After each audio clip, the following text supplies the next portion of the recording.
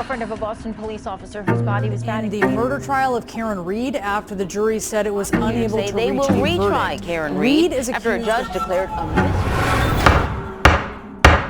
Welcome back to The Alternate, where we walk you through each day in the Karen Reed retrial, and we hand you all the cliff notes that you need to follow this marathon of a case without losing an evening.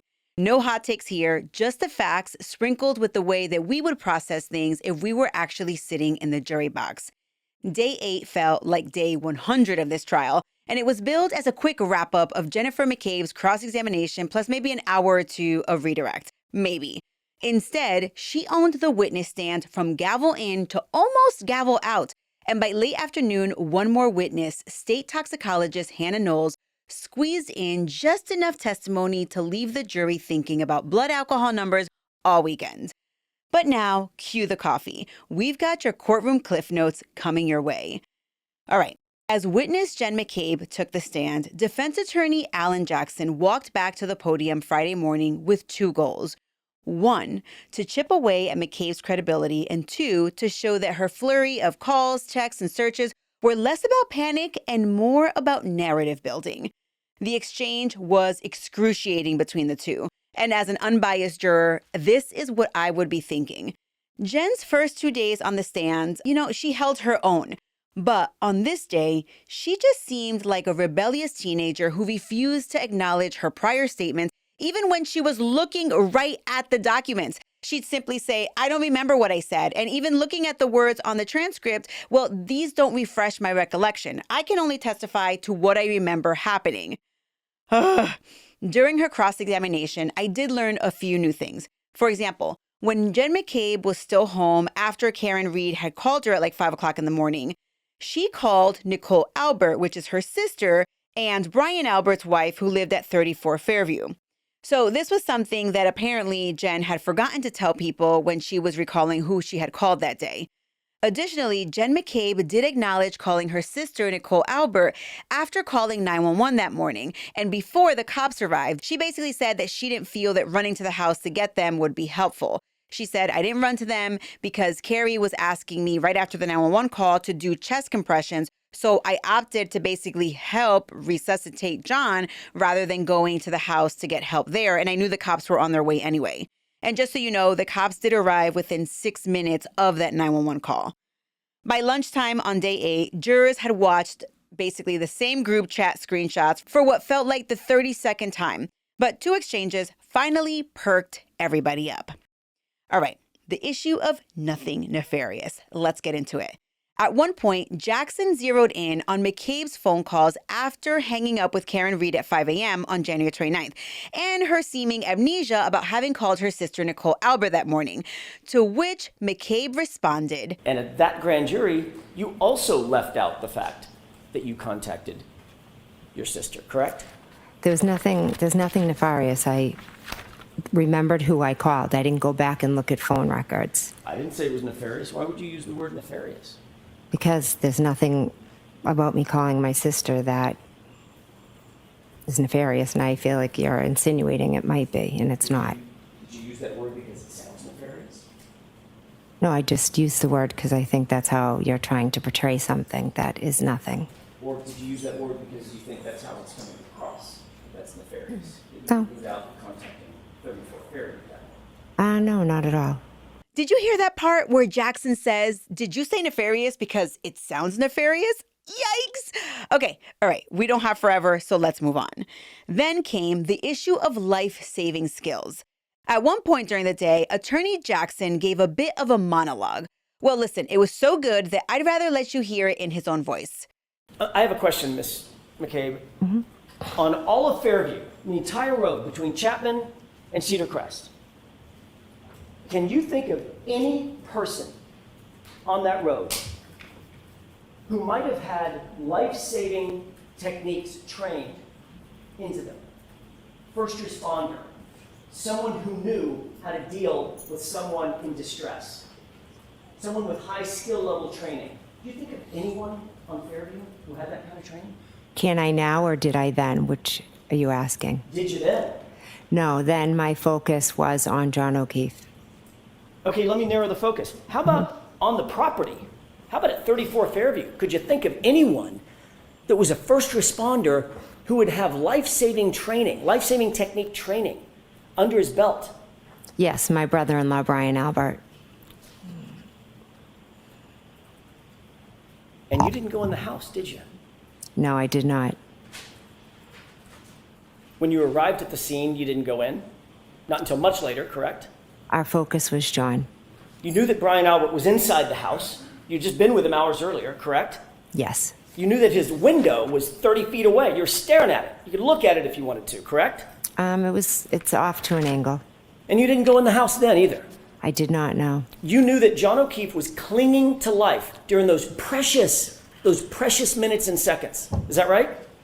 I did, yes. And you also knew that Brian Albert, your brother-in-law, was a first responder trained to deal with people in that kind of distress, correct? In that moment, my only thoughts were John and everything we could do for John.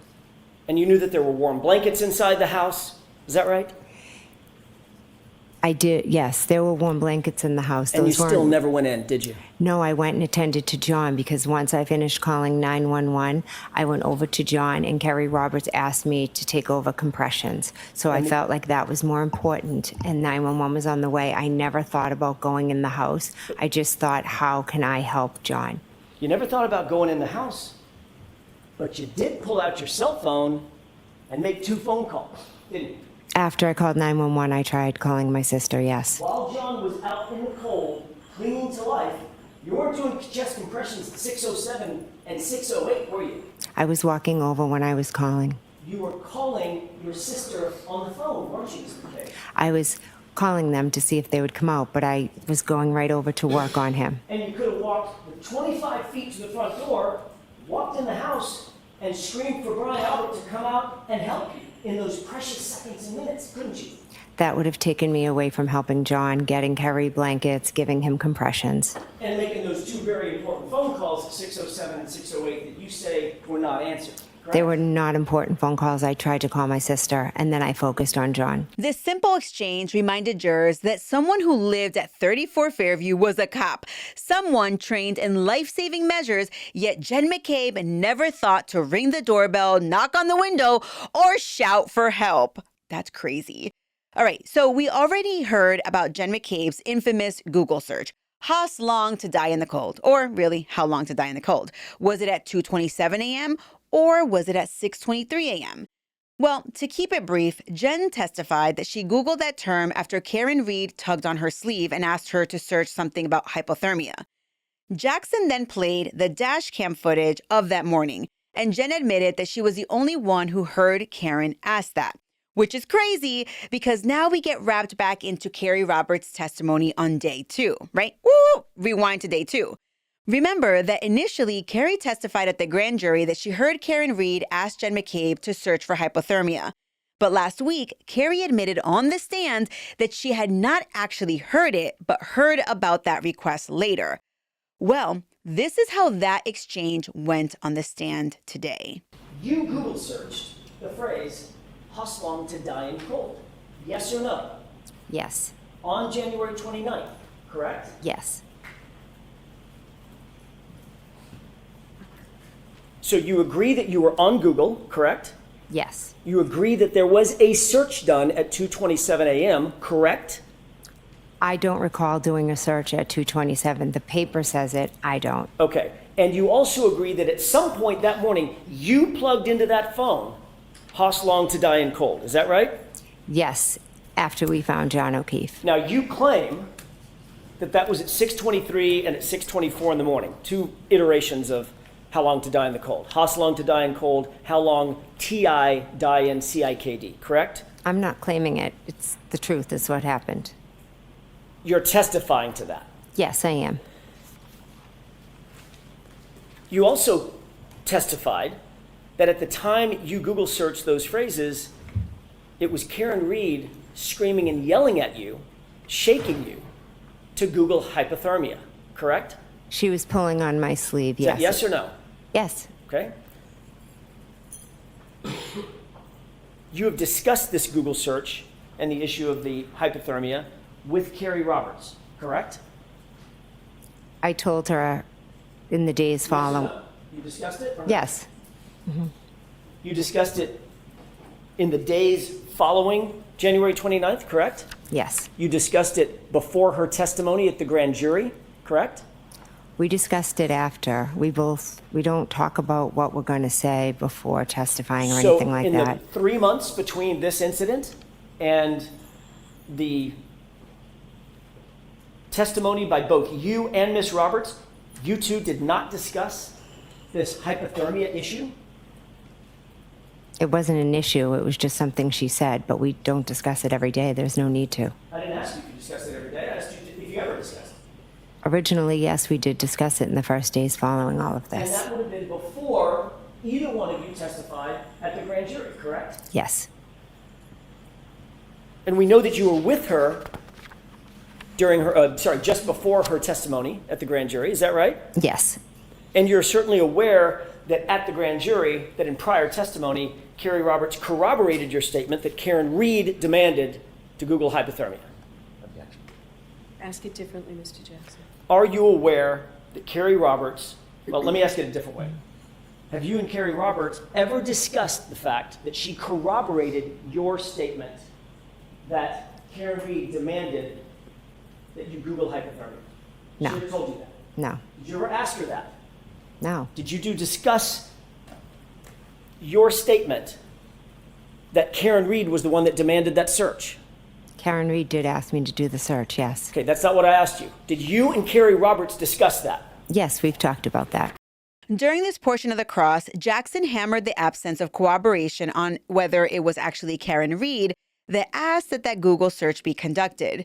So the defense plays that dashcam footage that never shows Karen Reed run up to Jen, tugging at her and asking her to search anything. So at this point, the jury is left wondering who, if anyone, can actually confirm whether Karen Reed actually asked this or not. Oh, and while we're on the issue of Jen McCabe and Carrie Roberts, during today's testimony, McCabe admitted that her and Carrie did get together to put a timeline together and that her sister, Denise Galvin, was the one taking notes. Shocking? Maybe.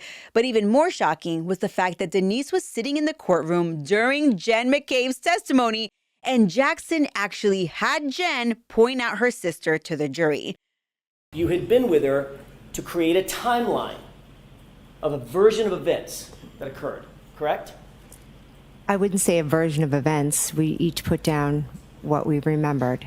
She saw what you put down, you saw what she put down, Yes. and you compared and contrasted those with each other to create that timeline, correct? No, we didn't compare and contrast. I said she called me, she said this, then Carrie, and someone was writing it down for us. That would be your sister, who? It was my sister, yes. Which sister? My sister Denise What's your last name? Galvin. She here? She is here, yes. Where is she? She's sitting over there. Can you point to her and describe what she's wearing? Sure, she's over there in the back with the striped shirt on. Between the gentleman in the purple and the gentleman in the black? Yes. OMG. I know this is really nerdy of me, but I thought that this was a notch on the defense's side, and that little bit right there takes amazing lawyering to pivot and notice who is in the courtroom and how to connect that to the person who is actually sitting on the stand. And I think Jackson did a really good job. So let's talk about butt dials and forgotten calls. Jennifer McCabe seems to have amnesia when she doesn't want to remember something. Defense attorney Jackson asked several questions about 7 early morning calls between Jen McCabe and John O'Keefe. Phone records from John's phone shows calls at 12:14, 12:18, 12:29 a.m., and 4 more up until 12:50 a.m. That means that there was 7 calls from 12:14 a.m. until 12:50 a.m., and that was on the morning of January 29th, 2022. And if you recall, we actually knew about the 12:14 and the 12:18 a.m. calls when John was trying to get directions to 34 Fairview, right? Okay, so the thing about this on the stand this day is that there were those 7 calls and most of them were missed, but for some reason, Jen McCabe doesn't recall making a lot of these calls, and she doesn't say that she doesn't make them, but she says she doesn't recall them. And then the defense hinted that convenient amnesia helps Jen McCabe to sidestep why those calls don't even appear in her seized phone to begin with, which I have a lot of questions about. Like, why are those calls not showing up on her call log? But anyway, so then there was the issue of this family group chat and collusion. But I asked myself, like, was it collusion though? Jackson displayed a family group chat on the day that John was found later that evening, and the group chat included 4 people. It was Jen and Matt McCabe and Brian and Nicole Albert. Texts showed that the group were discussing media, timelines, and at one point advising, tell them the guy never went in the house. When Jackson labeled the back and forth collusion, the prosecution objected and it was sustained. Judge Canone instructed jurors immediately disregard counsel's characterization. But still, let's be honest, you can't unring that bell. When I saw the text messages, some of them appeared odd, but I personally felt that collusion was a bit of a stretch for the messages that were read along in the courtroom. So tell me in the comments if you believe that these specific messages scream collusion. Eventually, though, we do get into something that, as a juror, I believe might lead more towards a possible collusion type scenario. First off, let me say that when first responders arrived at 34 Fairview Road to find John, one of the first responders was a cop named Michael Lanks. This will become important in just a tiny bit. So using Google Maps data, Attorney Jackson mapped out McCabe's location on January 30th, the day after John was found. And honestly, she did appear to be a little bit of a busy bee that day. Her location data showed her at her house, then at One Meadows, which is where John lived, and she stayed there for several hours. Then from John's house, she went to 34 Fairview for like 4 minutes. It was like a drive-by. Then from there, she went to Officer Mike Lank's house where she spent 45-ish minutes. And then from there, she went home. On its face, this is not important. However, the attorney was able to determine that Jen had previously forgotten that Lank detour during prior interviews.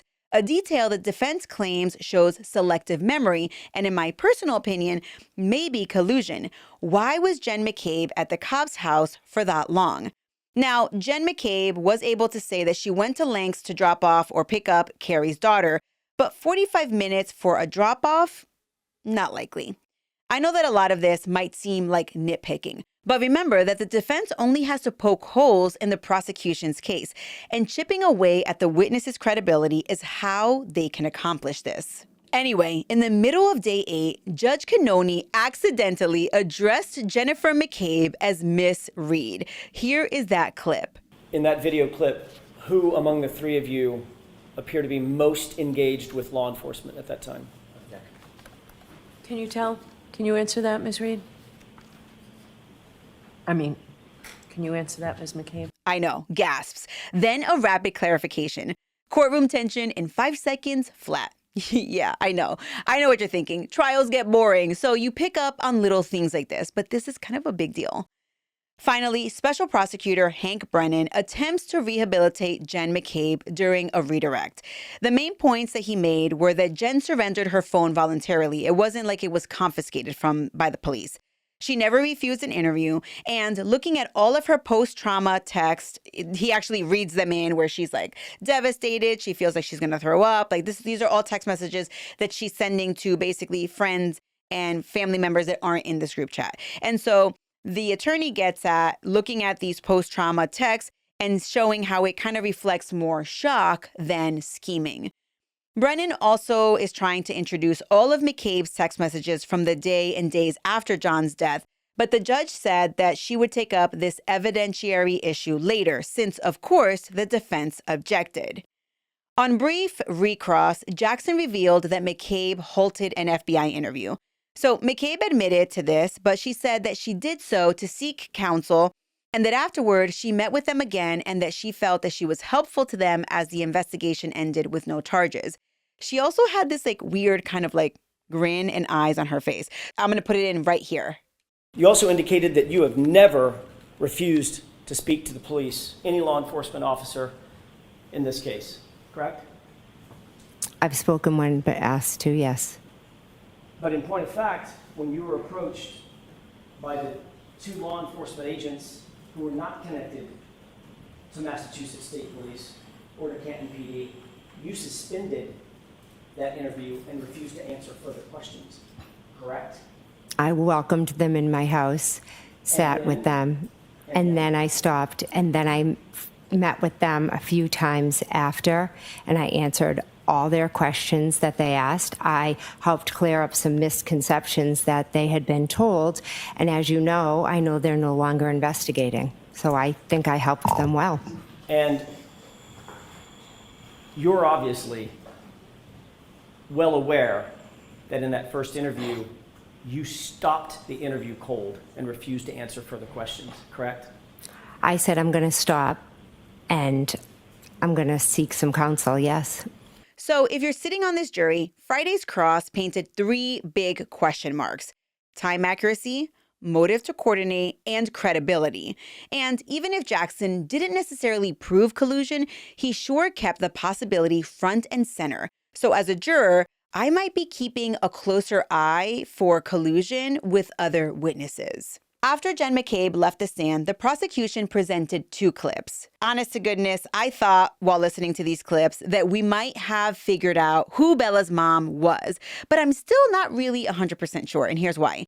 So here are the 2 clips, and I want you to keep an eye on Karen's face during clip 1. Because I'm like, jealous much? Also, you're the one giving all these interviews, so sure, let them use it. There was a woman who was a mother to kids that were close to John's kids, who lived very close to the Alberts. In fact, when Jen was navigating John to the Alberts when I was driving, she said it's near Ashley's house. Ashley and John had hooked up prior to John and I dating.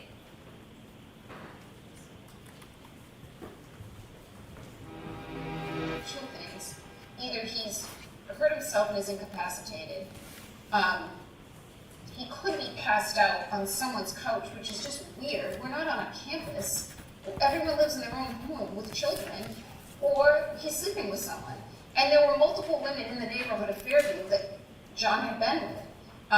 And one of them very recently, before I started dating John. So you do what you want with what you just saw. I think that they are trying to show that Karen Reed was jealous and that she had become jealous just moments before arriving at 34 Fairview on January 29th. Okay, day 8 wrapped up with witness Hannah Knowles, a forensic scientist with the Massachusetts State Police Crime Lab. She has been on the job for 18 years. During her testimony, she discussed 2 things: retrograde extrapolation and retrograde analysis. She was the one assigned to this particular case to test a hospital blood sample that was drawn from Karen Reed, and that sample was taken at 9:08 a.m. on January 29th. That initial test result was 0.09 grams, which she then converted into 0.093 blood alcohol content. Ms. Knowles also conducted a retrograde extrapolation report, which basically means that she had to scientifically determine what Karen's BAC level was at 12:45 a.m. that morning, when she would have been driving and when the prosecution says that John was hit, right? So retrograde extrapolation is standard practice for DUI cases, and it gives you a range of where someone's levels may have been at a certain time prior to when that level was taken. In this case, Ms. Knowles determined that Karen's BAC at 12:45 a.m. was likely between 0.14 and 0.28 BAC. I mean, it's a huge gap, right? But it definitely puts Karen Reed above the legal driving limit, which is 0.08, which kind of makes sense, right? Because her level at 9:01 or 9 a.m. was 0.09. Defense attorney Yannetti then led the cross-examination of this witness, and he highlighted the lab's accreditation and how Ms. Knowles' lab is a forensic lab primarily used for criminal purposes, right? For like a crime lab. He then had her point out the differences between her lab and the hospital lab, right? The hospital lab is taken more for health purposes. Ms. Knowles very proudly told the jury that hospital labs are not ISO accredited for courtroom forensics and that her results are only as good as they can be and that she cannot vouch for the initial labs that were drawn at the hospital since it was a hospital lab. All right, with that, court ended with Ms. Knowles still on the stand. She may be there for another 30 minutes or so on day 9, but I'm pretty sure she will be a quick witness. So here are a few takeaways from day 8. 1. Credibility tug of war. McCabe survived a brutal day, but she left jurors juggling inconsistencies versus obvious trauma. Nothing nefarious might also echo during deliberations. And how about those life-saving questions? Jackson's Fairview Lifesaver Challenge, it reframes duty to act. Was help literally right there and they didn't come? And finally, science versus speculation. Knowles testified that Reed's BAC was likely at 0.14 and 0.28 when, this incident may have happened, which definitely bolsters the impairment theory. But, it is kind of a big gap and there is still possibility for reasonable doubt. We'll see what the defense brings up with regards to Karen's MS. All right, alternates, we'll be back after court resumes with day 8. In the meantime, if you're craving unfiltered speculation, make sure you join our Patreon roundtable where Tab and I literally let the legal pads fly. Until next time, think like a juror, decide like one too.